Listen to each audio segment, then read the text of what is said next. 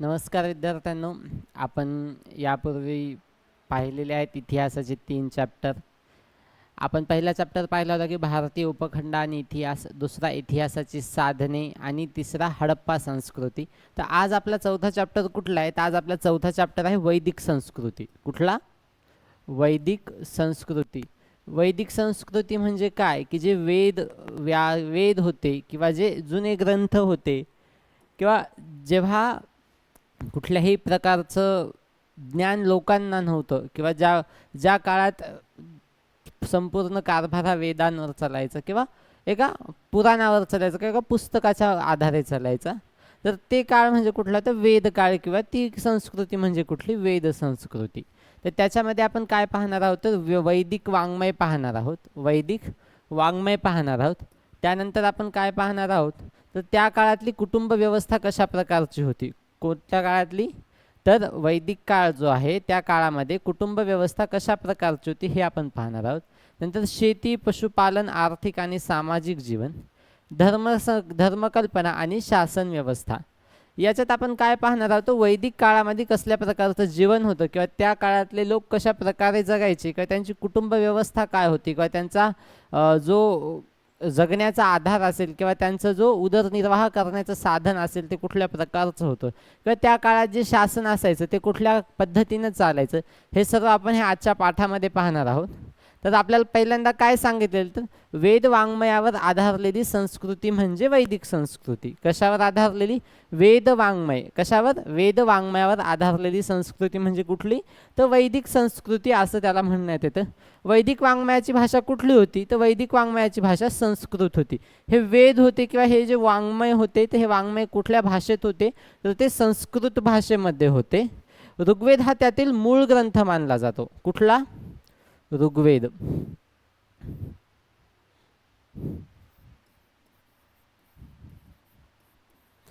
ऋग्वेद हा जो ग्रंथ आहे किंवा हे जे 4 वेद आहे त्याच्यातला पहिला वेद कुठला आहे? तर ऋग्वेद आहे. ऋग्वेद हा मूळ ग्रंथ मानला जातो. तो कशा स्वरूपाचा आहे? तर तो काव्य स्वरूपाचा आहे. कशा स्वरूपाचा आहे?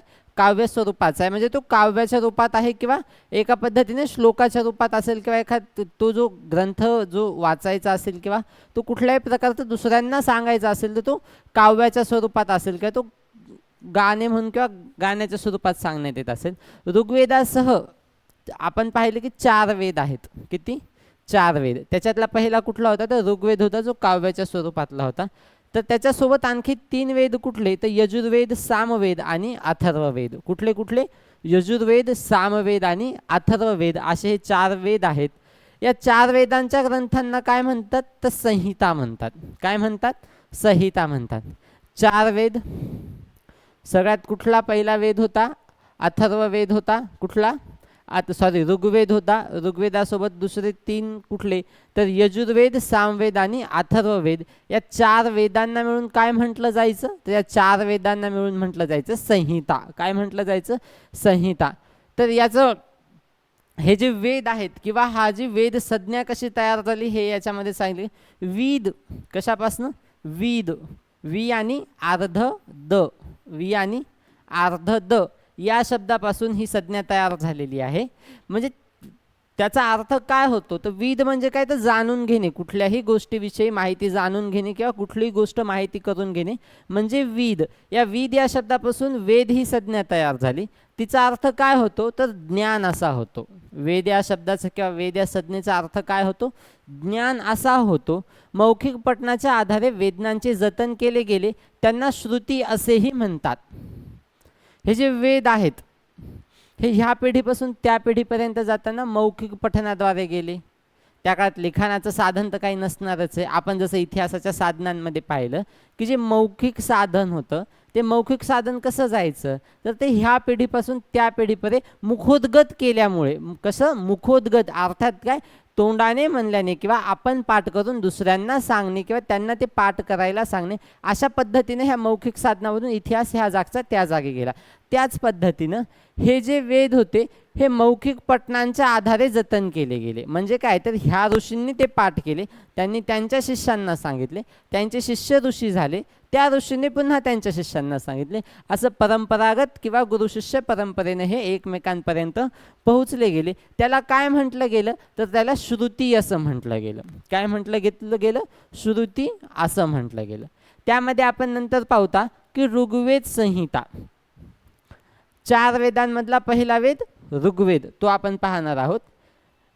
ऋचांनी बनलेला वेद, कशांनी? ऋचांनी बनलेला वेद म्हणजे ऋग्वेद. ऋचा म्हणजे स्तुती करण्यासाठी रचलेले पद्य. ऋचा म्हणजे काय तर स्तुती करण्यासाठी, एखाद्या देवाची म्हणा किंवा आपण ज्या गोष्टीची उपासना करतो त्या उपासनेसाठी केलेले जे श्लोक असतील किंवा जे काव्य असेल ती स्तुती करणे म्हणजे काय तर ऋग्वेद होय. ऋचा म्हणजे काय तर स्तुती करण्यासाठी तयार करण्यात आलेले पद्य होय. अनेक ऋचा एकत्र गुंफून एखाद्या देवतेची स्तुती करण्यासाठी तयार केलेल्या काव्याला सूक्त असे म्हणतात. काय म्हणतात? सूक्त असे म्हणतात. रुचीपासून काय बनला? ऋग्वेद बनला. तर रुची म्हणजे काय तर उपासना करण्यासाठी किंवा स्तुती करण्यासाठी रचलेलं पद्य, आणि वेगवेगळ्या रुची एकत्र करून एखाद्या उपासनेसाठी किंवा एखाद्या देवाच्या उपासनेसाठी तयार करण्यात आलेला एक मंत्र म्हणा किंवा श्लोक म्हणा म्हणजे काय तर सूक्त. काय म्हणतात तर सूक्त. यानंतर आपण पाहता की यजुर्वेद संहिता, पहिला पाहिला आपण ऋग्वेद, दुसरा पाहायचा यजुर्वेद. यजुर्वेदामध्ये काय सांगितलेलं की यज्ञात म्हटले जाणारे मंत्र, कशात? यज्ञात, जे पूर्वी होम व्हायचे, हवन व्हायचे, यज्ञ व्हायचे, तर त्याच्यामध्ये म्हटल्या जाणारे यज्ञामध्ये म्हटल्या जाणारे मंत्र म्हणजे कुठले तर यजुर्वेद. कुठले? यजुर्वेद. यज्ञविधींमध्ये कोणत्या मंत्राचे पठण केव्हा आणि कसे करावे याचे मार्गदर्शन या यजुर्वेदामध्ये करण्यात आलेले आहे. की यज्ञ करताना कुठल्या प्रकारचे मंत्र म्हणायचे किंवा कुठल्या प्रकारचे मंत्र कशा प्रकारे म्हणायचे याच्याविषयी इत्थंभूत माहिती कोण सांगतं तर ते सांगतं यजुर्वेद. कोण सांगतं? यजुर्वेद सांगतं. यानंतर कोण आहे? सामवेद. हे कुठला कितवा वेद आहे? हा तिसरा वेद आहे. पहिला कोण झाला? ऋग्वेद, दुसरा यजुर्वेद आणि आता तिसरा हा सामवेद. सामवेदामध्ये काय सांगितले की यज्ञविधींच्या वेळी तालासुरात मंत्र गायन केले जाईल. एखादे मंत्र, एक आपण पूजा पाहतो, एखादी आपले घर म्हणजे वास्तुशांतीची पूजा असेल किंवा लग्नाची एखादी पूजा असेल किंवा कुठल्याही समारंभामध्ये एखादी पूजा केली जाते, तेव्हा ज्या भटजीकडून किंवा पंडिताकडून कशा प्रकारे ते मंत्र म्हटले जातात तर असे लयीमध्ये म्हटले जातात किंवा ते एका विशिष्ट पद्धतीनं म्हटले जातात, तर तालासुरात म्हटले जातात. तर ते कशात सांगितलेले तर ते सामवेदामध्ये सांगितलेले. तर नेमकं तो मंत्र म्हणायचा कसा किंवा त्याचं पठण कसं करायचं किंवा तो गायचा कसा किंवा तो सादर कसा कसा असं नाही म्हणता येणार. यज्ञाच्या वेळी तो कशा प्रकारे बोलायचा हे सांगतं कोण तर हे सांगतं सामवेद सांगतं. कोण सांगतं? सामवेद सांगतं. तो गायन कसा करायचा त्याचे मार्गदर्शन कशामध्ये आहे तर सामवेदामध्ये आहे. भारतीय संगीताच्या निर्मितीमध्ये सामवेदाचा मोठा वाटा आहे. कशाच्या निर्मितीमध्ये? आपलं जे भारताचं क्लासिकल संगीत आहे किंवा भारताचं जे संगीत आहे त्याच्या निर्मितीमध्ये कशाचा मोठा वाटा आहे तर सामवेदाचा मोठा वाटा आहे. त्यानंतर कुठला? अथर्ववेद. कुठला? अथर्ववेद. अथर्व ऋषींच्या नावाने ओळखल्या जाणारा हा वेद आहे. कुठले ऋषी? अथर्व ऋषी. अथर्व ऋषींच्या नावाने कुठला वेद ओळखला जातो तर अथर्ववेद हा ओळखला जातो. यामध्ये दैनंदिन जीवनातील अनेक गोष्टींना महत्त्व दिलेले आहे. यामध्ये काय केलेले? दैनंदिन जीवनामध्ये ज्या गोष्टी आहेत, आपण आपल्या दैनंदिन आयुष्यामध्ये ज्या गोष्टी घडलेल्या असतात किंवा ज्या गोष्टी करत असतो त्या गोष्टींचं महत्त्व कशामध्ये सांगितलेलं आहे तर अथर्ववेदामध्ये सांगितलेलं आहे. यानंतर आपल्याला काय सांगितलेलं आहे की आयुष्यात येणाऱ्या संकटावर दुखण्यांवर करण्याचे उपाय त्यात सांगितलेले आहेत. तसेच अनेक औषधी वनस्पतींची माहिती सुद्धा त्यामध्ये दिलेली आहे. रोजवर आपल्या आयुष्यात येणाऱ्या वेगवेगळ्या प्रकारच्या अडचणी असतील किंवा कुठल्या प्रकारची व्याधी असेल, या व्याधींवर उपचार करण्याचं किंवा औषधी उपचार घेण्याची माहिती कशामध्ये सांगितलेले तर ते अथर्ववेदामध्ये सांगितलेले. या संहितेच्या रचनेनंतर ब्राह्मण ग्रंथ, आरण्यके आणि उपनिषदे यांची रचना करण्यात आली. कशाचं? ब्राह्मण ग्रंथ, उपनिषदे आणि आरण्यके यांची रचना करण्यात आली. त्याच्यातलं पहिलं पाहू की ब्राह्मण ग्रंथ म्हणजे काय. कुठला ग्रंथ? ब्राह्मण ग्रंथ म्हणजे काय? तर यज्ञविधींमध्ये वेदांचा वापर कसा करावा हे सांगणाऱ्या ग्रंथांना ब्राह्मण ग्रंथ असे म्हणतात. म्हणजे यज्ञामध्ये वेगवेगळ्या प्रकारच्या विधी असतात, यज्ञामध्ये वेगवेगळ्या विधी असतात. त्या विधींमध्ये वेगवेगळे वेद वापरले जातात किंवा वेगवेगळ्या विधी वेगवेगळ्या वेदांच्या वापराने केल्या जातात. तर हे कोण सांगतं किंवा याला मार्गदर्शक कोण ठरतं? तर ब्राह्मण ग्रंथ ठरतं. कोण ठरतं? ब्राह्मण ग्रंथ ठरतं. प्रत्येक वेदाचे स्वतंत्र ब्राह्मण ग्रंथ आहेत. त्याच्यानंतर आहे आरण्यके. अरण्यात जाऊन एकाग्र चिंतेने केलेले चिंतन. काय? अरण्यात जाऊन, जंगलात जाऊन एकाग्र चित्तेने केलेले चिंतन. कसं? अरण्यात जाऊन म्हणजे जंगलात जाऊन केलेलं एकाग्र चित्ताचे चिंतन आरण्यक ग्रंथामध्ये मांडलेलं असतं. कशामध्ये मांडलेलं असतं? आरण्यक ग्रंथामध्ये मांडलेलं असतं. तर यामध्ये पुढं आहेत उपनिषदे. उपनिषदे म्हणजे काय? तर गुरुजवळ बसून मिळवलेले ज्ञान. काय? गुरुजवळ बसून मिळवलेले ज्ञान. म्हणजे पूर्वी गुरुशिष्य परंपरा होती, गुरुकुल परंपरा होती, ती आज तागायत चालत आलेली आहे. बऱ्याच राज्यांमध्ये म्हणा किंवा बऱ्याच भागांमध्ये गुरुकुल ही पद्धती चालत आहे. तर गुरु हा एका जागी बसतो, त्याच्या पुढे त्याचे शिष्य बसलेले असतात आणि त्या गुरूंच्या आधारे किंवा त्या गुरूंकडून त्यांना जे ज्ञान मिळतं, जीवन जगण्याचा असो किंवा मृत्यूवर असणारे बरेच प्रश्न ह्या मोठमोठ्या ऋषीमुनींना पडलेले होते, तर ते कशा प्रकारचे त्या उत्तरं भेटत असतील, तर हे कुणाकडून भेटलं जायचं? तर हे गुरुकडून भेटलं जायचं. तर मग याला काय म्हटलं जातं? तर याला उपनिषद असं म्हटलं जातं. काय म्हटलं जातं? उपनिषद असं म्हटलं जातं. 4 वेद, ब्राह्मण ग्रंथ, आरण्यके आणि उपनिषदे यांच्या रचनेमध्ये सुमारे 1500 वर्षांचा कालावधी लागला. म्हणजे 1500 वर्षांचा कालावधी हे 7 ते 8 प्रकारचे हे जे ग्रंथ आहेत किंवा ह्या ज्या ग्रंथ पद्धती आहेत ह्या व्हायला वेळ लागलेला आहे. पहिले 4 वेद. पहिला कुठला? ऋग्वेद. दुसरा सामवेद. तिसरा यजुर्वेद आणि चौथा कुठला? तर अथर्ववेद. त्यानंतर काय पाहिलं? तर ब्राह्मण ग्रंथ. प्रत्येक वेदाचा स्वतंत्र ब्राह्मण ग्रंथ आहे. त्याच्यानंतर आरण्यके, जंगलात जाऊन केलेले चिंतन जे ग्रंथाच्या स्वरूपात मांडले जाते त्याला काय म्हटलं जातं? आरण्यके म्हटलं जातं. आणि नंतर काय पाहिलं? तर उपनिषदे पाहिले. उपनिषदे म्हणजे काय? तर गुरुनं शिष्याला दिलेलं ज्ञान किंवा गुरुनं शिष्याला दिलेली ज्ञानस्वरूपी देणगी असो किंवा कुठल्याही प्रश्नांवरचं उत्तर असो किंवा मोठमोठ्या प्रश्नांचं उत्तर असो, त्याला काय म्हटलं जायचं? तर त्याला उपनिषदे असं म्हटलं जायचं. यानंतर आपण पाहू की हा जो वैदिक काळ होता किंवा ही वैदिक संस्कृती होती, याच्यामध्ये जीवन जगण्याचा जो मार्ग आहे किंवा ते जीवन कसल्या प्रकारचं होतं किंवा त्यांचं दैनंदिनी कशी असेल त्यांची किंवा त्यांची कुटुंब व्यवस्था कशी असेल किंवा त्यांची राहण्याची सोय म्हणा किंवा त्यांचा उदरनिर्वाह करण्याचं साधन कुठल्या प्रकारचं असेल, तर आपण हे यामध्ये पाहू. तर या वेदकाळामध्ये एकत्र कुटुंब पद्धती होती. कुठली होती?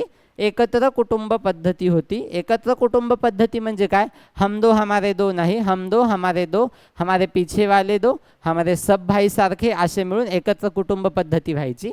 यामध्ये काय सांगितले? कुटुंबातील कर्ता पुरुष. कुठला? कर्ता पुरुष जो गृहपती असे. प्रत्येकाच्या घरात वडील हे ज्येष्ठ असतात, कोणाच्या घरी आजोबा ज्येष्ठ असतात. हे जे आहेत हे आपल्या घरातले कर्ते पुरुष आहेत, ज्यांच्यामुळे आपल्या घराला आधार भेटतो, ज्यांच्यामुळे घरामध्ये साधने येतात किंवा सर्वांच्या इच्छा पूर्ण होतात. तर ते कोण असतात? तर ते असतात गृहपती असतात. कोण असतात? गृहपती असतात. ही व्यवस्था कशी होती किंवा ही कुटुंब पद्धती कशा प्रकारची होती? तर ती पुरुष प्रधान होती. कसली होती? पुरुष प्रधान होती. त्या कुटुंबामधला कर्ता हा पुरुष होता. तो गृहपती कोण होता? तर तो पुरुष होता. म्हणून ही व्यवस्था कशा प्रकारची असेल हे आपल्याला समजते. ते पुरुष प्रधान समाज किंवा पुरुष प्रधान संस्कृती हे आपल्याला कळते. पूर्वीच्या काळात म्हणजे वेदांच्या सुद्धा पूर्वीच्या काळात बऱ्याच प्रकारचं महिला सक्षमीकरण असेल किंवा महिलांचं वर्चस्व आहे हे असेल, तर त्यामध्ये कोण आहे? तर लोपमुद्रा. कोण? लोपामुद्रा, गार्गी, मैत्रेयी अशा विद्वान स्त्रियांचा उल्लेख वैदिक साहित्यात होतो. कुठल्या कुठल्या? लोपमुद्रा, गार्गी आणि मैत्रेयी या 3 महिलांचा समावेश कशामध्ये होतो किंवा उल्लेख कशामध्ये होतो? तो वैदिक साहित्य ग्रंथांमध्ये होतो. परंतु हळूहळू स्त्रियांवर बंधने वाढले गेले. कुटुंब पद्धती होती ती पुरुष प्रधान झाली आणि स्त्रियांना दाराच्या आत ठेवण्यात आलं आणि पुरुषांचं वर्चस्व जास्त पद्धतीनं किंवा श्रेष्ठ पद्धतीनं निर्माण झालं आणि स्त्री ही कुठेतरी घराच्या आतच राहिली. हे या कुटुंब व्यवस्थेची दुय्यम बाजू आहे म्हणा किंवा दुसरी बाजू आहे असं म्हटलं तरी हरकत नाही. इथे जी राहण्याची सोय होती किंवा इथे जे घरं होते किंवा गृहस्थी होती कशा पद्धतीची होते तर शेणा मातीने लिंपून तयार केलेल्या, कशा शेणा मातीनं लेपून तयार केलेल्या, त्याला काय म्हणतात कूड. आपण गावामध्ये राहतो, गावामध्ये शेती आहे आपली, त्या शेतीमध्ये आपली काय म्हणतात त्याला आखाडा आहे.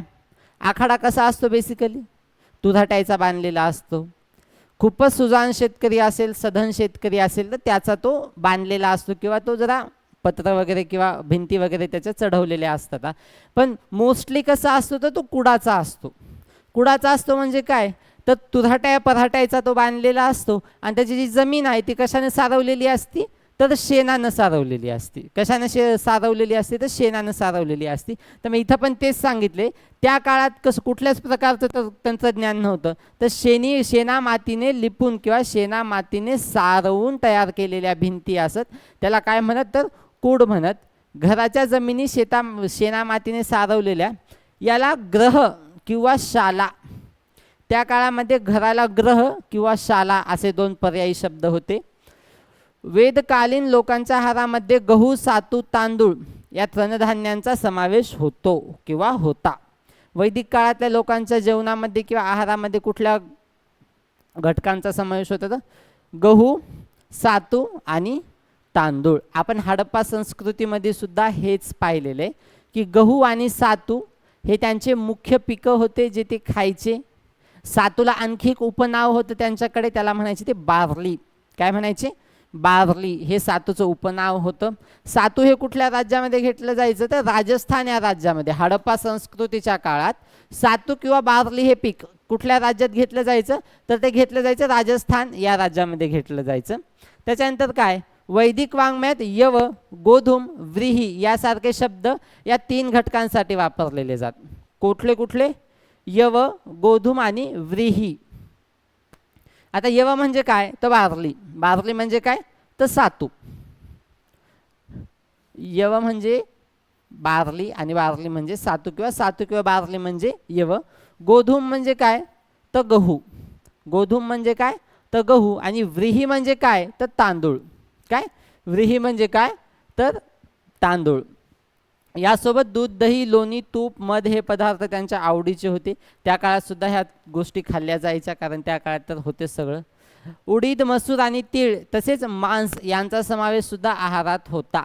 वैदिक काळातल्या लोकांच्या आहारामध्ये सुद्धा मांसाचा समावेश होता. मांसाचा नाही मांस म्हणजे मटन, चिकन वगैरे अशा गोष्टी. यानंतर आपण पाहू की त्या काळातले लोक कशा प्रकारचे वस्त्र परिधान करायचे तर वल्कले म्हणजे झाडाच्या सालींपासून तयार केलेले वस्त्र. काय वल्कले, वल्कले ऑथेंटिक शब्द. वल्कले म्हणजे झाडांच्या सालींपासून तयार केलेले वस्त्र. तसेच प्राण्यांच्या कातड्यांचा सुद्धा वस्त्र म्हणून उपयोग होई. कुणाच्या प्राण्यांच्या कातड्यांचा. पहिले कुठलं होतं तर झाडाच्या सालीपासून बनवलेले वल्कले आणि प्राण्यांच्या कातड्यांपासून तयार केलेले वस्त्र सुद्धा येथे वापरल्या जायचे. निष्क नावाचा हा जो गहिना, गहिना नाही म्हणते ना, दागिना अलंकार, निष्क नावाचा अलंकार त्या काळात प्रसिद्ध होता जो गळ्यात घातला जायचा. आता आपल्या इकडं कसं साखळी वगैरे घालतात बायका, मंगळसूत्र वगैरे घालतात, तशा प्रकारे त्या काळात निष्क नावाचा हा जो दागिना आहे हा लोकप्रिय होता, हा घातला जायचा. तसेच गायन, वादन, नृत्य आणि सोंगट्यांचा खेळ तसेच रथांच्या शर्यती आणि शिकार हे त्या काळातली मनोरंजनाची साधने होती. त्या काळातलं मनोरंजनाचं साधन कुठलं होतं तर गायन, वादन, नृत्य म्हणजे नाचगाणं आणि सोंगट्याचे खेळ म्हणजे ते सोंगट्याचा खेळ असायचा. कशासारखा असायचा लुडोसारखा असायचा तो. आणि ज्या शर्यती घोड्याच्या शर्यती म्हणजे आपल्या इकडे कसे छकडे लागतात, छकडे म्हणजे बैलांच्या शर्यती आणि शिकार हे त्यांचे मनोरंजनाचे साधन होते. त्याच नंतर विणा, शततंतू, झांजा आणि शंख. कुठलं विणा, शततंतू, झांजा आणि शंख हे प्रमुख वाद्य होते. कुठले कुठले विणा, शततंतू, झांजा आणि पुढं काय शंख हे त्यांचे प्रमुख वाद्य होते. डमरू आणि मृदंग ही तालवाद्यही ते वापरत असेल. कुठले कुठले? डमरू आणि मृदंग. याच्यासाठी ह्या तीनसाठी हे दोन गोष्टी वापरात येत असतील मे बी. याच्यानंतर आपण पाहतो की ते कसल्या प्रकारची शेती करत असतील. इतक्या वेळात आपण काय पाहिलं की ते खात काय असतील, ते घालत काय असतील, त्यांचं मनोरंजनाचं साधन काय असेल. यानंतर आपण पाहू की नेमके ते व्यवसाय काय करत असतील किंवा शेती कशी करत असतील किंवा त्या काळात उदरनिर्वाहाचं साधन म्हणून कुठल्या गोष्टींना महत्त्व होतं किंवा महत्तम उपयोग कुठल्या गोष्टींचा व्हायचा हा पण याच्यामध्ये पाहू. की वैदिक काळात शेती हा प्रमुख व्यवसाय होता. शतक कुठलंही असो, इसवी सन कुठलंही असो, काळ कुठलाही असो, प्रमुख व्यवसाय म्हणजे शेतीच असणार. आपण हडप्पा संस्कृतीमध्ये सुद्धा हेच पाहिलं की शेती हा त्या लोकांचा व्यवसाय होता. त्यांनी शेती करायला सुरुवात केली होती किंवा शेतीच्या माध्यमातून त्यांनी वेगवेगळ्या प्रकारच्या पिकांचं उत्पादन केलं. कापूस नावाचं पीक त्या काळातल्या लोकांना माहिती होतं. त्या काळातलं मलमल कापड हे इजिप्तमध्ये विकल्या जायचं. कुठं विकल्या जायचं? इजिप्तमध्ये विकल्या जायचं. तसंच मग वैदिक काळात सुद्धा शेती हा व्यवसाय प्रमुख होता. शेती हा व्यवसाय प्रमुख होता किंवा प्रमुख व्यवसाय हा शेती म्हणून पाहिलं जायचं. अथर्ववेदामध्ये पिकांवर पडणारी कीड, कशावर? पिकांवर पडणारी कीड आणि पिकाचा विध्वंस म्हणजे पीक खराब होऊ नये किंवा पिकाला एखाद्या वेळेस कीड लागते किंवा वेगवेगळ्या प्रकारचे कीटक पीक खराब करायला येत असतात. या सर्वांवर उपाय म्हणून काय तर अथर्ववेदामध्ये सांगण्यात आलेलं आहे. काय सांगण्यात आलेलं आहे की अथर्ववेदामध्ये या सर्व शेतीविषयक ज्या अडचणी असतील ह्या सांगण्यात आलेल्या आहेत. त्याच्यानंतर काय? खत म्हणून शेणाचा उपयोग करत. शेतात आता खत आत्ता पण वापरले जाते बहुतांश जागी. म्हणजे रासायनिक खतांऐवजी हे जे ऑर्गॅनिक आहेत किंवा हे जे पारंपरिक खत आहे शेण हे शेतात वापरलं जायचं. त्यानंतर आपण पाहता की त्या काळात शेती आणि पशुपालन याच्या व्यतिरिक्त सुद्धा इतर व्यवसायांचा सुद्धा विकास झाला होता. फक्त शेती किंवा पशुपालन हेच नाही तर या काळामध्ये इतर व्यवसायांचा सुद्धा विकास झाला होता. तर व्यावसायिक कारागीर समाजव्यवस्थेचे महत्त्वाचे घटक होते. कोणते कोणते? व्यावसायिक आणि कारागीर. व्यावसायिकाला व्यवसाय करायचा असेल तर कारागिराची गरज लागत असेल. कारागिराला जर उपजीविकेचं साधन तयार करायचं असेल तर व्यावसायिकाची गरज लागत असेल. श्रेणी या नावाने ओळखले जाणारे त्यांचे स्वतःचे संघ होते. कुठल्या नावाने? श्रेणी. श्रेणी या नावाने ओळखले जाणारे त्यांचे स्वतंत्र असे संघ होते. अशा श्रेणींच्या प्रमुखाला श्रेष्ठी असं म्हणत. काय म्हणत? श्रेष्ठी असं म्हणत. म्हणजे की हे जे व्यावसायिक कारागीर आहे त्यांचे वेगवेगळे पक्ष असतील आणि त्यांचा मुखिया किंवा त्यांचा जो महत्त्वाचा किंवा मुख्य पुरुष असेल किंवा व्यक्ती असेल त्याला काय म्हणत असतील? श्रेष्ठी म्हणत असतील. म्हणजे आपल्या इकडे कसं पक्षश्रेष्ठी असतात तसं त्यांच्याकडे श्रेष्ठी होते. परंतु हळूहळू व्यावसायिक कारागिरांचा दर्जा दुय्यम होत गेला. झालं काय? व्यावसायिक श्रीमंत झाला आणि कारागीर तिथल्या तिथेच राहिला. त्या काळात 4 वर्ण होते: ब्राह्मण, क्षत्रिय, वैश्य आणि शूद्र. कुठले कुठले? ब्राह्मण, क्षत्रिय, वैश्य आणि शूद्र. या 4 वर्णांमुळेच असं म्हटलं जातं की जी विषमता आहे ती निर्माण झालेली. ब्राह्मण, क्षत्रिय, वैश्य आणि शूद्र या 4 वर्णामुळे किंवा या वर्णभेदामुळे जातीव्यवस्था निर्माण झाली. जातीव्यवस्था ही देशाला म्हणा किंवा संस्कृतीला लागलेली एक अशी निकृष्ट दर्जाची कीड होती. तेच सांगितलेले की हा वर्ण जन्मावरून ठरू लागला आणि यामुळे जाती निर्माण झाल्या. काय निर्माण झालं? जाती. आणि जाती व्यवस्थेमुळे काय निर्माण झालं तर विषमता निर्माण झाली. वर्णभेदामुळे जात निर्माण झाली. ती जात निर्माण झाल्यामुळे विषमता झाली. विषमता झाल्यामुळे काय झालं तर जाती व्यवस्था ही विस्खळित झाली. जाती व्यवस्थेमध्ये असणारे विविध व्यावसायिक असतील का विविध लोक असतील यांच्यामध्ये विषमता निर्माण झाली. जन्मापासून मृत्यूपर्यंतच्या 4 टप्प्यांमध्ये त्या काळात माहिती आहे का 4 टप्पे होते जीवन जगण्याचे. याला काय म्हणायचं? 4 आश्रम. वेगवेगळे 4 आश्रम होते. पहिला आश्रम कोणतं? ब्रह्मचर्याश्रम. कुठलं? ब्रह्मचर्याश्रम. यात काय असायचं की गुरुजवळ राहून विद्या प्राप्त करायची, म्हणजे गुरुकुलात जायचं, तिथे जाऊन विद्या प्राप्त करायची. हा जो विद्या प्राप्त करण्याचा काळ होता तो कुठला होता, तर ब्रह्मचार्याश्रम होता. यानंतर काय, तर यानंतर ग्रहस्थाश्रम. कुठलं, ग्रहस्थाश्रम. या काळात पुरुषाने कुटुंब आणि समाज यांच्यासाठी असलेली आपली कर्तव्ये पत्नीच्या साह्याने पार पाडावी अशी अपेक्षा असे. म्हणजे काय, तर पहिले शिकायचं नंतर लग्न करायचं. काय करायचं, शिकायचं आणि नंतर लग्न करायचं. शिकायचं म्हणजे काय, तर ब्रह्मचार्याश्रम, आणि लग्न करायचं म्हणजे काय, तर ग्रहस्थाश्रम. काय, ग्रहस्थाश्रम. त्याच्यानंतर काय, तर वानप्रस्थाश्रम. कुठलं, वानप्रस्थाश्रम. वानप्रस्थाश्रम म्हणजे काय, तर घरादाराच्या मोहाचा त्याग करायचा. सब मोह माया है, सब छोड़ दो और चले जाओ.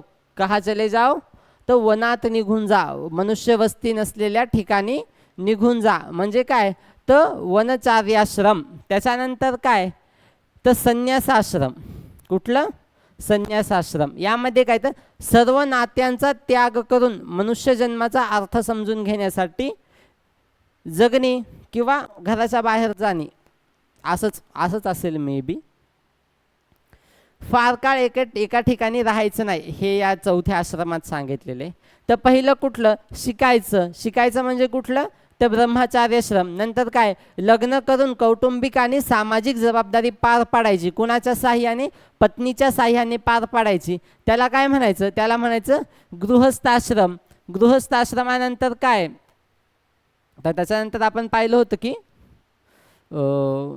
वानप्रस्थाश्रम. काय, वानप्रस्थाश्रम आपण पाहिलं होतं. वानप्रस्थाश्रमामध्ये काय, तर घरादाराचा किंवा या सर्व मोह मायेचा त्याग करायचा आणि मनुष्य वस्ती नसलेल्या ठिकाणी जाऊन राहायचं. त्याच्यानंतर काय, तर संन्यासाश्रम म्हणजे काय, तर मनुष्य जन्माचा नेमका उद्देश काय, किंवा माणूस म्हणून जन्माला आल्यानंतर आपण कुठलं कार्य करायला पाहिजे किंवा याच्या मागचा उद्देश काय, हे समजून घेण्यासाठी जगणे.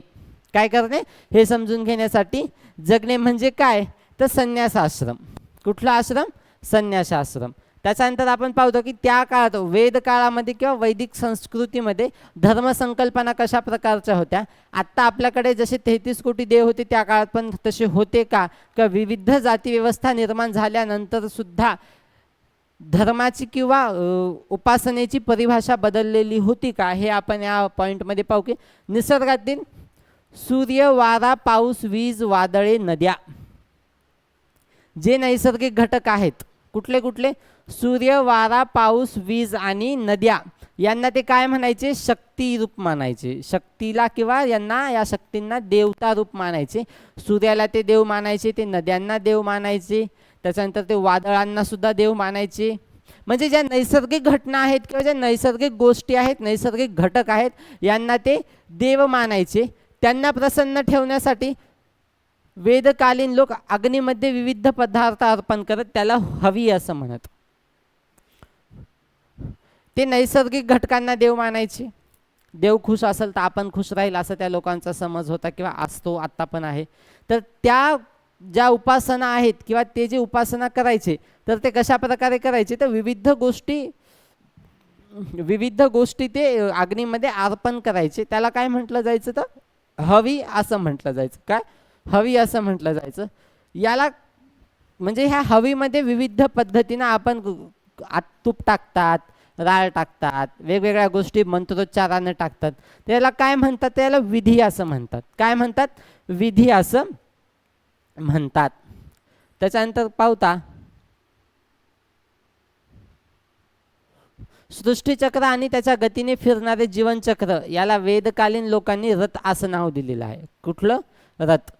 रथ म्हणजे काय, तर सृष्टीचक्र आणि त्याच्या गतीने फिरणारं जीवनचक्र. सृष्टीचक्र जसं हे 3 ऋतू आहेत, हे उन्हाळा, पावसाळा, हिवाळा, यांच्या सोबत आपलं आयुष्य सुद्धा तसं चक्रमान होत असतं. उन्हाळा, पावसाळा, हिवाळा जसा, तसं माणसाचं बालपण, तरुणपण, कुमारवय, असं वेगवेगळ्या पद्धतीचं त्याचं जीवनचक्र असायचं. याला ते काय म्हणायचे, तर त्याला असे ऋत असं म्हणत. काय म्हणत, ऋत असं म्हणत. यानंतर पाहता की त्या काळात शासन व्यवस्था कसल्या प्रकारची होती. कुठली, शासन व्यवस्था कुठल्या प्रकारची होती. तर यामध्ये काय सांगितलेले की वेदकाळात प्रत्येक ग्राम वसाहतीचा एक प्रमुख असे, त्याला ग्रामणी असे म्हणत. काय म्हणत? ग्रामणी असे म्हणत. जसं आपल्या इकडं गावचा सरपंच असतो तसं त्या काळामध्ये गावातल्या लोकांचा जो प्रमुख असे किंवा ग्राम वसाहतीचा एक प्रमुख असे त्याला काय म्हणत? तर ग्रामणी असे म्हणत. ग्राम वसाहतीचा समूह म्हणजे 20. काय? 20 म्हणजे विविध गावखेड्यांना एकत्र मिळून तयार झालेला समूह म्हणजे काय? तर 20. त्याच्या प्रमुखाला 20पती असं म्हणत. गावाच्या प्रमुखाला काय म्हणत? ग्रामणी. गावांचा विविध गावांचा संच तयार झाला त्याला म्हणत 20. आणि 20च्या प्रमुखाला किंवा ह्या समूहाच्या प्रमुखाला काय म्हणत? तर 20पती असे म्हणत. अनेक 20 मिळून काय तयार व्हायचं? जन तयार व्हायचं. काय तयार व्हायचं? जन तयार व्हायचं. पुढे जन एखाद्या विशिष्ट प्रदेशात स्थिरावले तेव्हा त्याला जनपद असे म्हणत. जन गाव, वेगवेगळ्या गावांचं काय तयार झालं? 20. वेगवेगळ्या विषांचं काय तयार झालं? जन. आणि हे जन एका ठिकाणी स्थापलं किंवा स्थिरावलं तर त्याला काय म्हणत? जनपद. काय म्हणत? जनपद. ह्या जनपदच्या प्रमुखाला काय म्हणत? निरूप किंवा राजा. काय म्हणत? निरूप किंवा राजा. प्रजेचे रक्षण करणे, कर गोळा करणे आणि उत्तम राज्यकारभार करणे हे त्या राजाची राज्यकारभार करण्याची पद्धती होती किंवा हे त्या राज्याचे राज्य करण्याचे कर्तव्य होते. काय? तर प्रजेचे रक्षण करायचे. प्रजा कुठली? तर जनपद. जनपदच्या खाली 20 आणि 20च्या खाली कोण? तर ग्रामीण किंवा गाव. गाव वसाहतींचं तयार झालं 20. 20 वसाहतींचं किंवा विविध विषांचं तयार काय झालं? जन. आणि हे जन जेव्हा एका ठिकाणी स्थिरावलं तेव्हा काय तयार झालं? जनपद. जनपदाच्या राजाला किंवा जनपदाच्या प्रमुखाला काय म्हणत? तर त्याला म्हणत की नृप. नृप म्हणजे राजा. आणि राजाचं कर्तव्य काय असं की प्रजेचे रक्षण करणे, कर गोळा करणे आणि उत्तम राज्यकारभार चालवणे. यानंतर आपण पाहू की पुरोहित आणि सेनापती हे त्या काळातले विशेष अधिकारी होते. कोण कोण? पुरोहित आणि सेनापती. कर वसुली करण्यासाठी नेमलेल्या अधिकाऱ्याला भागदूत असे म्हणत. कोण म्हणत? भागदूत. भाग म्हणजे वाटा. काय? भाग म्हणजे वाटा. मग वाटा घेणाऱ्या प्रमुखाला काय म्हणत? तर भागदूत असे म्हणत. जनच्या उत्पन्नातील राजाचा भाग गोळा करणारा तो भागदूत. राजाला मार्गदर्शन करण्यासाठी सभा, समिती, विद आणि जन अशा 4 संस्था होत्या. राजाला मार्गदर्शन करण्यासाठी काय काय होतं? सभा, समिती,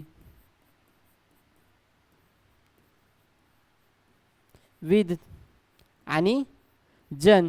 या 4 घटकांमधून राजाला काय व्हायचं? या 4 संस्थांमधून काय व्हायचं? तर राजाला मार्गदर्शन व्हायचं. काय व्हायचं? राजाला मार्गदर्शन व्हायचं. सभा आणि विद या संस्थांच्या कामकाजात स्त्रियांचाही सहभाग होता. या सभेमध्ये म्हणा किंवा या विदमध्ये म्हणा कुणाचा सहभाग व्हायचा? तर महिलांचा सहभाग व्हायचा. राज्यातील ज्येष्ठ व्यक्तींच्या मंडळात सभा असं म्हणत. जे त्या काळातले सिनियर सिटीजन असतील किंवा त्या काळात राजाच्या दरबारी असणारे जे म्हातारे जे ज्येष्ठ नागरिक असतील त्यांना काय म्हणत? सभा असे म्हणत. तर लोकांच्या सर्वसाधारण बैठकीस काय म्हणत? तर समिती म्हणत. राजाच्या मंडळात जे सिनियर सिटीजन होते त्यांना काय म्हणत? सभा असे म्हणत. आणि जनसामान्यांच्या बैठकीला काय म्हणत? तर समिती असं म्हणत. काय म्हणत? समिती असं म्हणत. समितीमध्ये लोकांचा समावेश असे. पुढे वैदिक विचार प्रवाहात स्मृती व पुराण. काय? स्मृती व पुराण नावाचे वाङ्मय निर्माण झाले. वेद, स्मृती, पुराणे, स्थानिक लोकधारणा इत्यादींवर आधारलेले धार्मिक प्रवाह कालांतराने हिंदू या नावाने ओळखले जात असे. कुठल्या नावाने? हिंदू या नावाने ओळखले जात असे.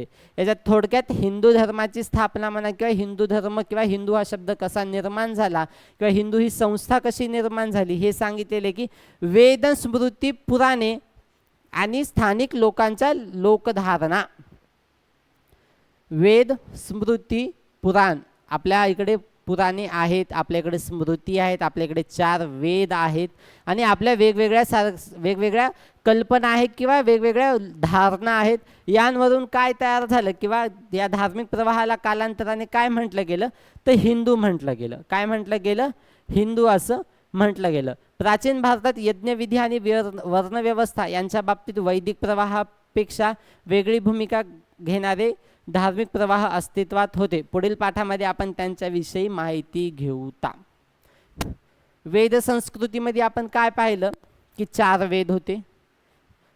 सगळ्यात ज्येष्ठ म्हणा किंवा सगळ्यात जुना म्हणा ऋग्वेद. ऋग्वेद म्हणजे काय तर ऋचा. ऋचा म्हणजे काय तर काव्य स्वरूपातील किंवा काव्य एका प्रकारचं. त्याच्यानंतर कोण यजुर्वेद, मग सामवेद आणि अथर्ववेद. त्याच्यानंतर आपण 3 काय पाहिलं ब्राह्मण ग्रंथ पाहिली, आरण्यके पाहिले आणि त्याच्यानंतर काय पाहिलं उपनिषदे पाहिले.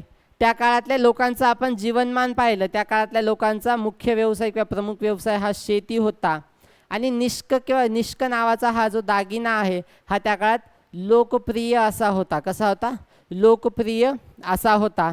त्यानंतर आपण काय पाहिलं तर त्या काळातील लोकांची मनोरंजनाची साधने कुठली होती तर गायन, वादन, नृत्य, सोंगट्यांचा खेळ आणि घोड्याच्या शर्यती. आपल्या इकडे जसं आता छकडी लागतात, बैलांच्या शर्यती लागतात. छकडी म्हणजे बैलांच्या शर्यती. ह्या शर्यती ज्या पद्धतीने लागतात त्या काळात घोड्याच्या शर्यतीसुद्धा लागत. त्यानंतर आपण त्या काळातली शासन व्यवस्था पाहिली की प्रत्येक ग्रामवसाहतीचा एक प्रमुख असायचा ज्याला ग्रामणी असे म्हणत. वेगवेगळ्या गावांचा मिळून एक काय व्हायचा तो विष तयार व्हायचा. विषचा प्रमुख कोण असायचा तर विषपती असायचा आणि वेगवेगळ्या विषचा किंवा वेगवेगळ्या विषांचा जो संच असेल किंवा जो गट असेल त्याला काय म्हणायचं ते जन असं म्हणत. काय म्हणत जन असं म्हणत. जेव्हा हे जन एका ठिकाणी स्थिरावलं जाईल किंवा शहर म्हणत असतील मे बी त्या काळातील तर त्याला काय म्हणत तर जनपद असं म्हणत. काय म्हणत असतील जनपद असं म्हणत. या जनाचा प्रमुख कोण असत तर नृप असेल. कोण नृप म्हणजे कोण राजा. कोण राजा. त्या राजाचे कर्तव्य काय असतील तर प्रजेचं रक्षण करणे, तसेच कर गोळा करणे आणि उत्तम राज्यकारभार करणे. तर कर गोळा करण्यासाठी त्याच्याकडे एक भागदूग नावाचा एक व्यक्ती असेल. भाग म्हणजे काय तर वाटा. वाटा घेणारा व्यक्ती कोण तर भागदूग. कोण भागदूग. त्याच्यानंतर राजाला मार्गदर्शन करण्यासाठी सभा, समिती, विध आणि जन अशा 4 संस्था होत्या. तसेच सभा म्हणजे काय तर लोकांच्या किंवा ज्येष्ठ व्यक्तींचे मंडळ. राजाच्या राज्यव्यवस्थेमध्ये किंवा राजाच्या राज्यकारभारामध्ये जे सिनियर सिटीजन असतील, ज्यांना खूप सारं ज्ञान असेल, खूप सारे अनुभव असतील, अशा प्रकारच्या लोकांच्या समितीला किंवा अशा लोकांच्या बैठकीला काय म्हणत सभा असे म्हणत. त्यानंतर आपल्यासारख्या सर्वसामान्यांच्या बैठकीला काय म्हणत तर समिती असे म्हणत. काय म्हणत समिती असे म्हणत. त्यानंतर आपण पाहिलं की स्मृती आणि पुराणे नावाचे विविध वाङ्मय सुद्धा तयार झाले आणि नंतर वेद, स्मृती, पुराणे आणि लोकांच्या लोकधारणा या धार्मिक प्रवाहाला कालांतराने काय म्हणण्यात आलं तर हिंदू असं म्हणण्यात आलं. काय म्हणण्यात आलं हिंदू असं म्हणण्यात आलं. तर आजचा जो पाठ आहे तो इथे संपलेला आहे. उद्याच्या पाठामध्ये आपण काय पाहणार आहोत तर या वैदिक काळानंतर जे धार्मिक किंवा जे धर्म स्थापन झाले किंवा जे अस्तित्वात आले ते कशा प्रकारे आले किंवा कोणाकडून किंवा कुठल्या व्यक्तींकडून ती धर्मस्थापना करण्यात आली याच्याविषयी आपण माहिती घेऊ. व्हिडिओ आवडल्यास नक्कीच लाईक करा, शेअर करा, सबस्क्राईब करा. कुठल्याही प्रकारची जर अडचण आली तर खाली डिस्क्रिप्शन बॉक्समध्ये नंबर दिलेला आहे. कॉल करून तुम्ही कधीही विचारू शकता. थँक्यू.